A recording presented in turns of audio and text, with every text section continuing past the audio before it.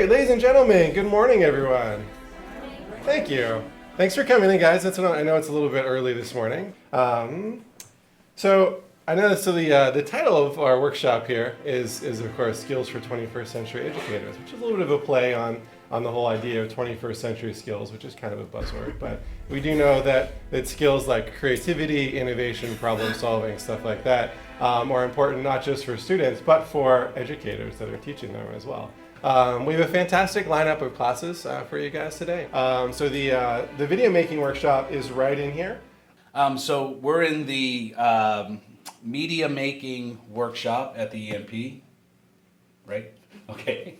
It feels a little formal for me to be at a podium and you guys to be in the audience. So we'll try to break this down. But I just want to give a sort of a general overview to think about how we can use media making as an effective tool to help our learners get motivated to whatever particular subject area that you happen to be an expert in. And I call it learning to film, filming to learn, because I think there's a powerful pedagogy in terms of creating media, creating films, and it's wonderful to see what youth can do and what learners can do once they take up that practice and really dig into it. And so what I want to do is just go through the process of showing you some things, modeling some of the software, and then having you guys spend the time at lunch to go through the museum to create your own stories.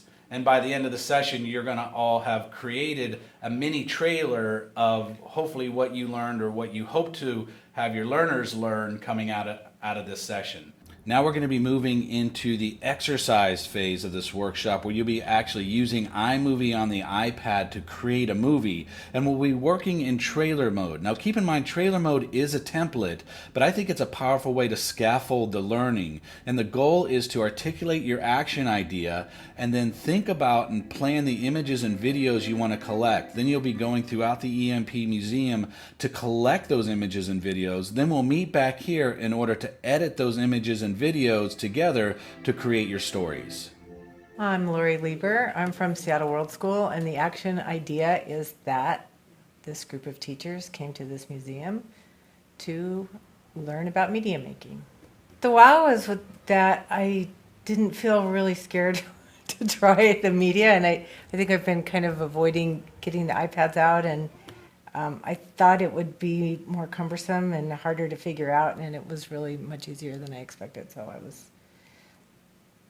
glad to find out that if I feel this comfortable, then the kids are going to feel 10 times more comfortable. So, yeah. Hi, I'm Bill Butler. I'm with the Seattle World School, and I think my action idea is a museum that explores who we are, where we've been, and where we can go. Definitely, I would use it. I think, the framework of the templates give people access to telling a story. I think once they see it, they're going to want to use it. I think it's very, very engaging, and so just basically help give people ideas of things they can do and say.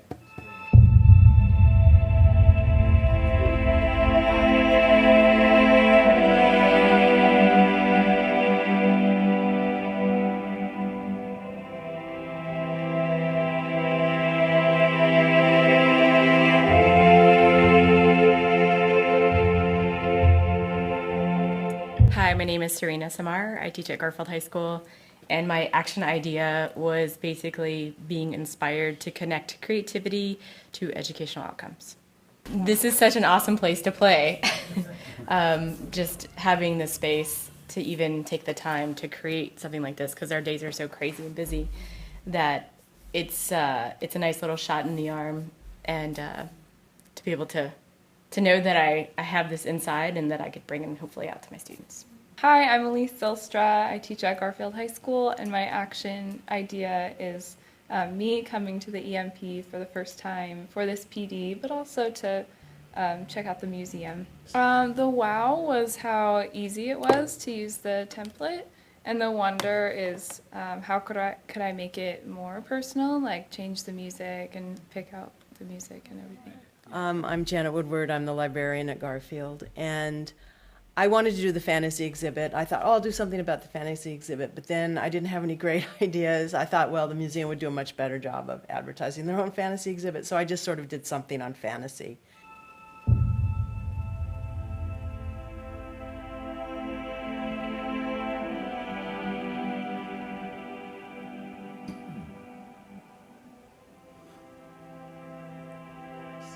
So I feel like it's just, I don't do iPad. If I did it every day, I feel like I would be really comfortable with it. But I just feel like I do it every couple of months, so then I have to remember, okay, what do you do again? So I think that's the key, is using it really often, and then you feel like you're really comfortable with it. Because I take a lot of photos. Video I don't do so much, but I mean, I've done some. But it's putting it together. That I really appreciate the opportunity to do it here. My name is John Affolter. I'm from Garfield High School, and my action number is a little nebulous. I didn't work in the museum. I had to go out and feed my meter. When I was out there, I went to get to eat, and I was sitting in the eating circus, and I thought, God, this is a great place. I have a non-anonymity there, so I just started doing my piece there. So what mine was is a place where people come to eat.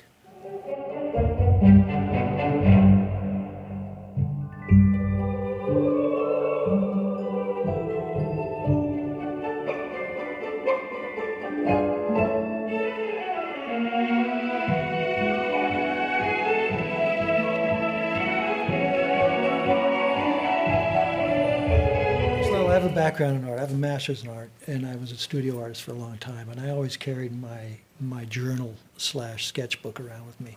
And when I was sitting there playing with this thing, it just sort of, wow, this is like one of my sketchbooks. I'm sitting here in the middle of this place, and ideas are coming, and I'm organizing them.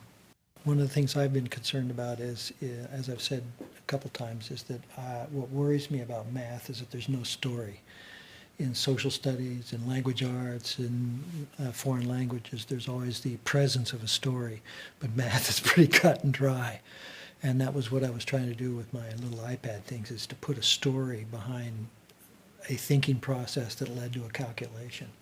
And so now I'm thinking, okay, especially with some of these formats, if I could assign like something like a detective thing where they have to solve a problem, and the source of the problem will be a specific math operation, and to put something into it besides just the knowing how to calculate.